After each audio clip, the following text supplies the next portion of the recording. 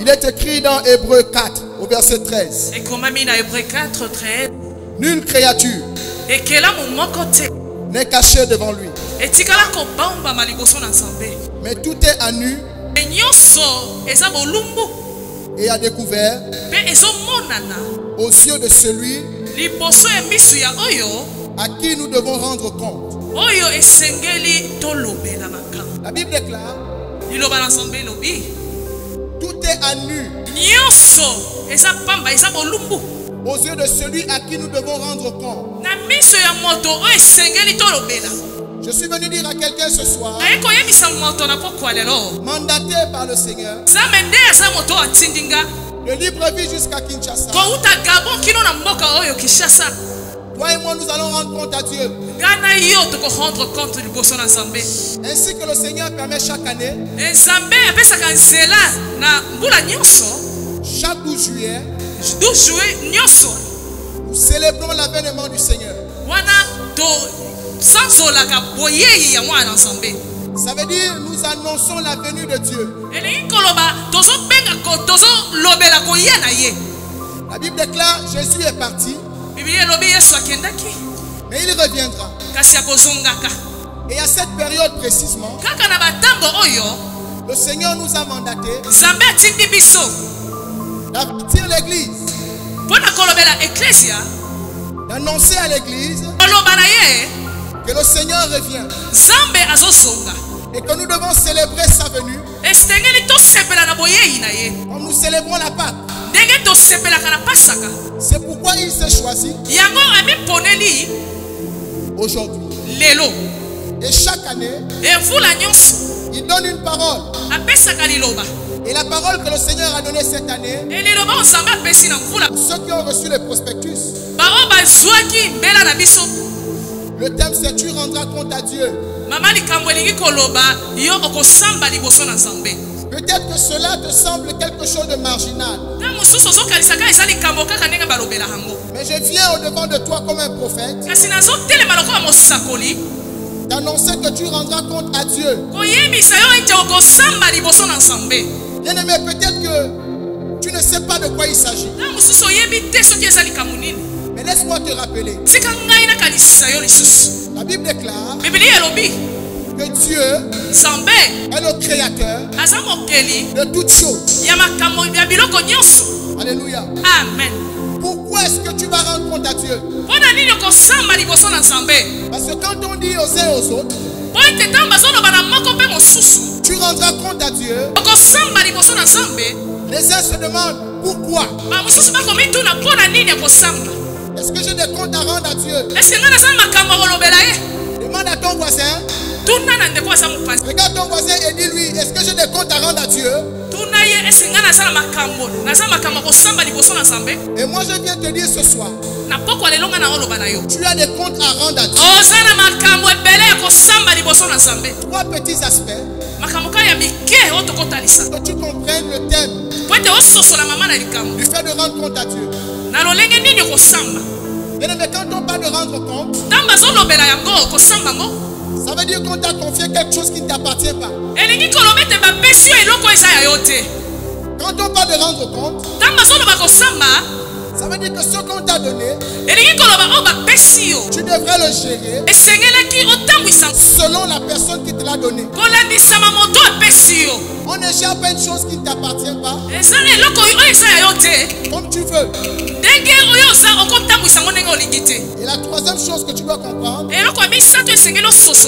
on rend compte à la fin. Dis avec moi à la fin. Bien-aimé, on ne rend pas compte au début. On rend compte à la fin. Alléluia.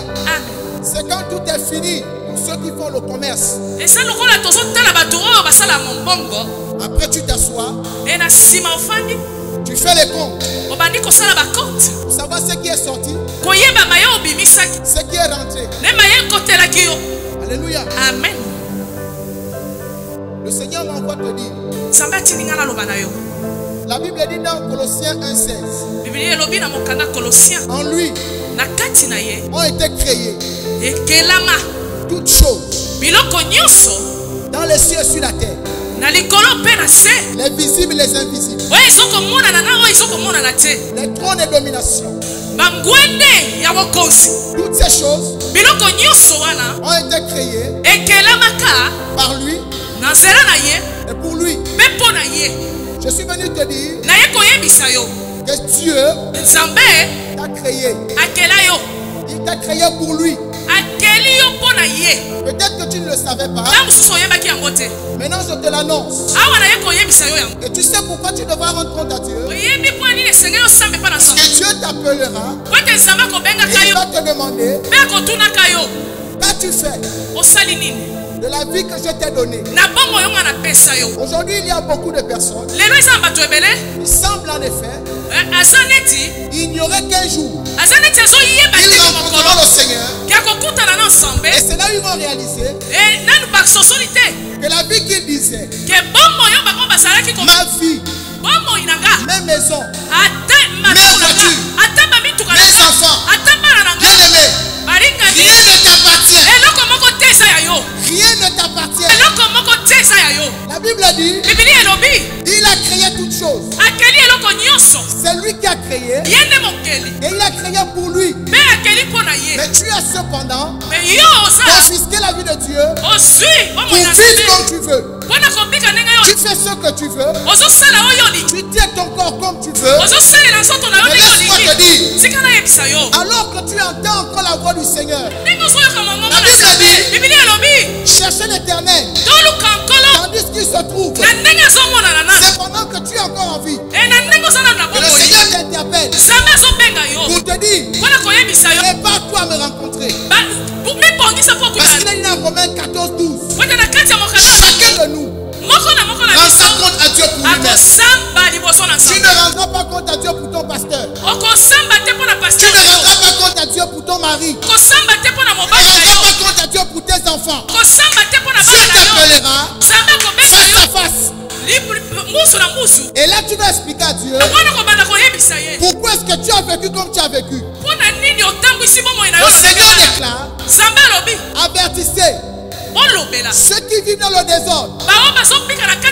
Bien-aimé, tu sais dans le désordre, c'est de prendre la vie de Dieu et de tourner le dos à la loi de Dieu.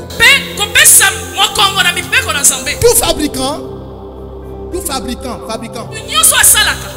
quand il fait son invention, il crée une notice.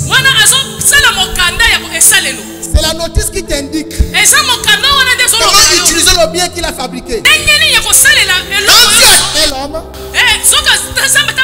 il a donné sa loi.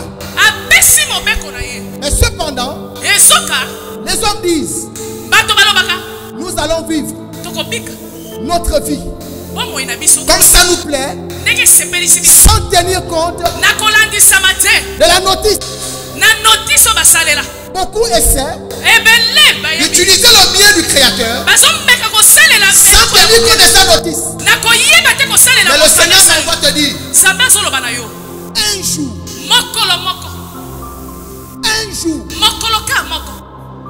tu vas le rencontrer.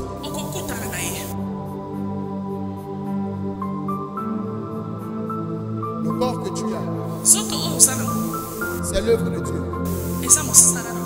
Le souffle que tu as, c'est encore l'œuvre de Dieu. La sagesse et l'intelligence, les talents que tu as, la Bible dit dans Jacques 1:17, toute grâce excellente et tout don parfait vient d'en haut, du Père des Lumières. Tu es intelligent. Tu comprends, tu as fait des grandes études. Tu es intellectuel. Tu rendras compte à Dieu. Tu connais un magasin où on vend l'intelligence. Tu connais un magasin où on vend le souffle de vie. Bien aimé, si le corps que tu as t'appartenait, pourquoi tu tombes malade? Si le corps ou la vie que tu dis c'est ma vie, au point où tu tournes le dos à la parole de Dieu et tu fais ce que tu veux, pourquoi tu meurs?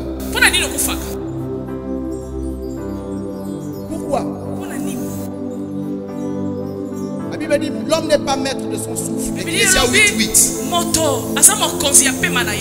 Mais Dieu ne veut pas créer comme un ultimatum. Mais c'est parce que Dieu t'aime. Il te dit attention.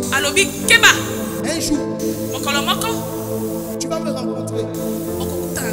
Que tu aies accepté Jésus ou pas, tout homme paraîtra devant le grand trône blanc. C'est là où tu sauras. Quand je disais ma vie là, ce n'était pas ma vie.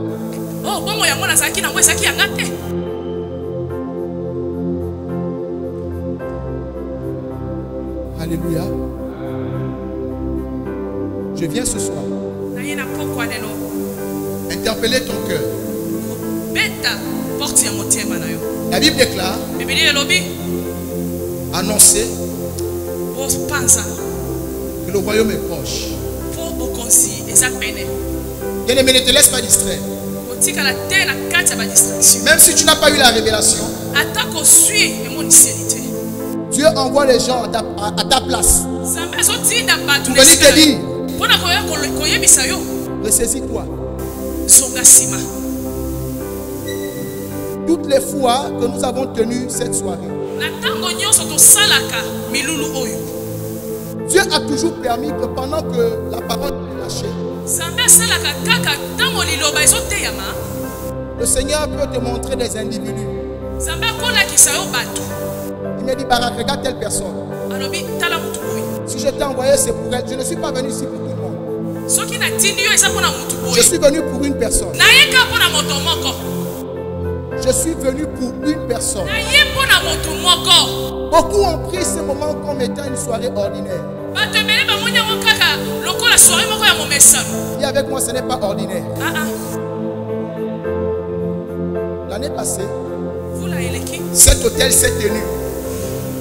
Malgré le nombre de millions qu'on avait dépensés, pour la grande salle dans laquelle on avait souvent un monde fou. Et quand le Covid est arrivé, on ne pouvait pas se réunir. Et le Seigneur a dit, mon hôtel, ma louange, mon adoration ne dépend pas des hommes. Et nous avons tenu le 12 juillet. On était en direct. Alléluia. Amen. Et je disais tout à l'heure, nous sommes à la 7e édition. Je crois que le Seigneur veut parler au peuple quinois.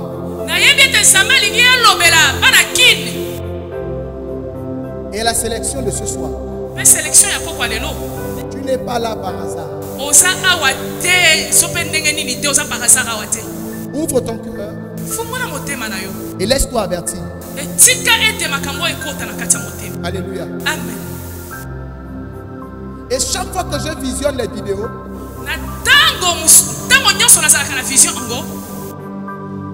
je peux voir des personnes. Comme vous êtes assis là, je peux vous les compter du bout des doigts. Tu regardes l'individu, tu prêches. Certains ont eu la grâce de se laisser avertir. La Bible dit, nul ne sait l'heure ni ne sait le moment. Je ne veux pas t'effrayer. Mais Dieu a déjà vu devant. Et c'est pendant des moments comme ça que beaucoup ont saisi la grâce et ont véritablement accepté de se convertir. L'église ne sauve pas. Pas dans toutes les églises, tu ne seras pas sauvé. La Bible ne dit pas que l'église sauve. La Bible me dit, dans Acte 2,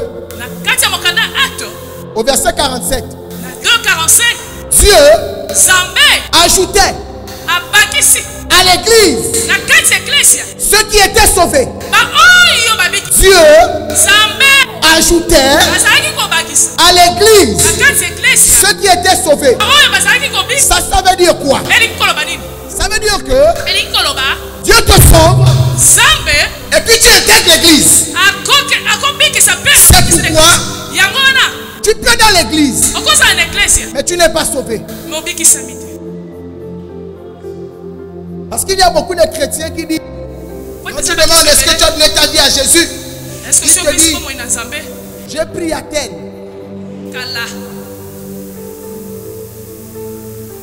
Dieu parle au cœur de quelqu'un ce soir.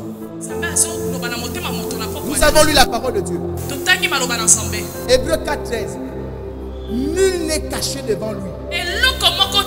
Ce que moi je ne sais pas, et que les prophètes ne savent peut-être pas, tu le sais et Dieu le sait. Mais le Seigneur m'envoie ce soir te dire, saisis la grâce. Saisis la grâce. Alléluia. Acte 17 dit, il est maintenant annoncé à tous les hommes de se repentir en tout lieu.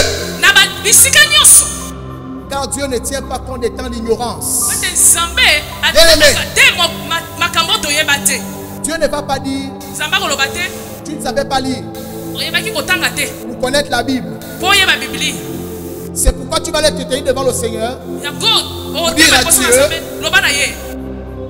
je ne savais pas.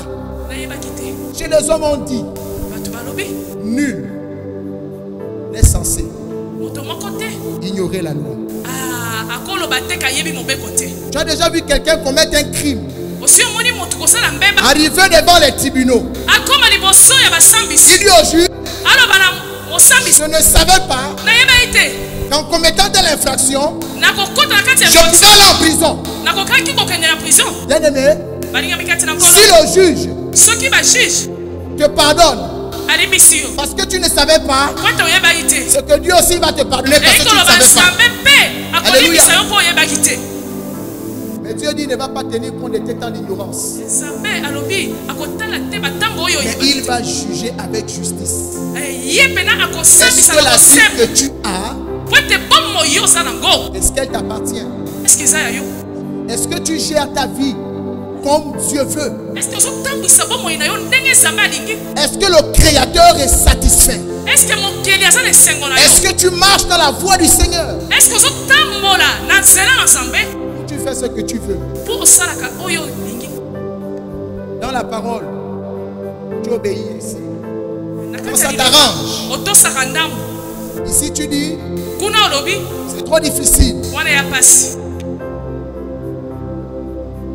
Tu paraîtras devant le grand trône. Et la Bible dit, c'est quelque chose de terrible de tomber entre les mains du Seigneur. Si les juges de ce monde font les enquêtes pour savoir si tu as raison ou tu as tort, je te pose une question. Dieu a besoin d'enquêter.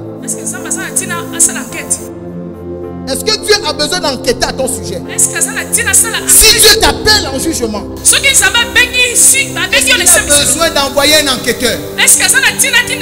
Dieu ignore quoi de toi? Et j'ai l'habitude de dire aux gens, si Dieu t'appelle en jugement, c'est que tu es coupable. Si Dieu t'appelle en jugement, c'est que tu es coupable. Parce que la Bible déclare que ceux qui sont en Christ ne sont point sous la condamnation.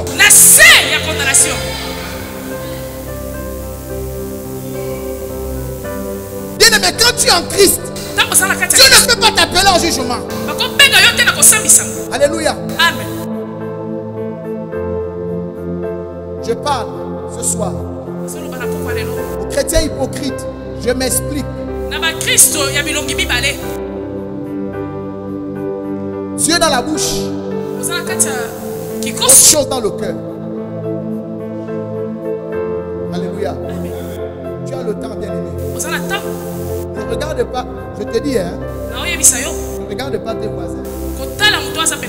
Dieu ne peut pas m'enlever du Gabon jusqu'ici. Je te dis ce que je te dis. Et tu vas croire que tu es en train de blaguer. J'ai vu des gens partir.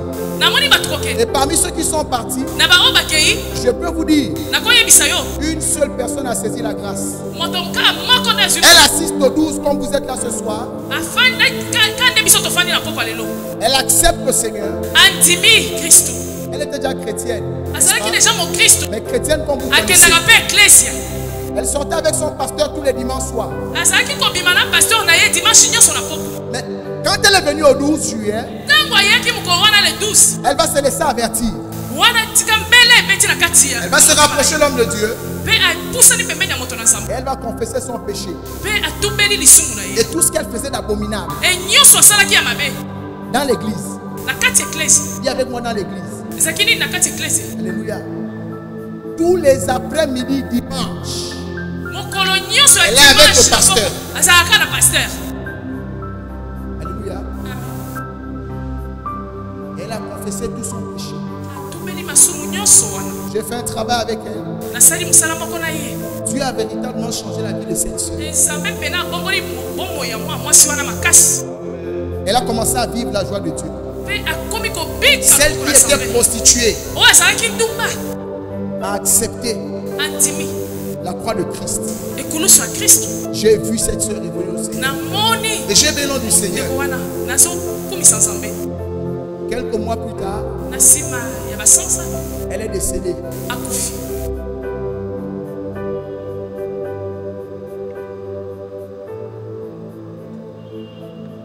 Quelques mois plus tard, quelques 7 mois après, elle est décédée. Vous pensez que c'était un hasard? Que Dieu l'avait amené là? Non. Jésus t'aime. Jésus t'aime. Jésus t'aime. C'est pourquoi je veux que ce soir, dans la foi, la Bible dit Jésus revient nous chercher. Mais il revient chercher qui? Cette église glorieuse. Celle qui est sans tache ni ride ni rien de semblable. C'est pourquoi ceux qui se gardent peuvent célébrer. Comme le prophète pouvait le chanter. Le oui et l'amen. Qu'est-ce que la terre a à t'offrir? Qu'est-ce que la terre a à t'offrir? Tu déshonores le Seigneur à cause des choses qui vont te détruire. De tes propres yeux. Tu n'as pas vu les hommes élevés en dignité devenir mendiants. Mais cependant tu cours encore après ces choses. Au point que tu déshonores le Seigneur. Dieu vient ce soir te dire, quand tu vas rentrer chez toi, fais la paix avec Dieu. Il est le maître des temps et des circonstances. Le Seigneur n'ouvre pas la bouche de son serviteur en vain. Parce qu'il dit dans Ésaïe 44, 26, je confirme la parole de mon serviteur et j'accomplis ce que prédisent mes envoyés. Si tu es là ce soir, c'est parce que Dieu t'a choisi. Est-ce une mauvaise chose que le Seigneur vient te rappeler de te préparer? Est-ce que c'est une mauvaise chose de dire à quelqu'un attention? Règle ta conduite. Pendant que Dieu parle à ton cœur.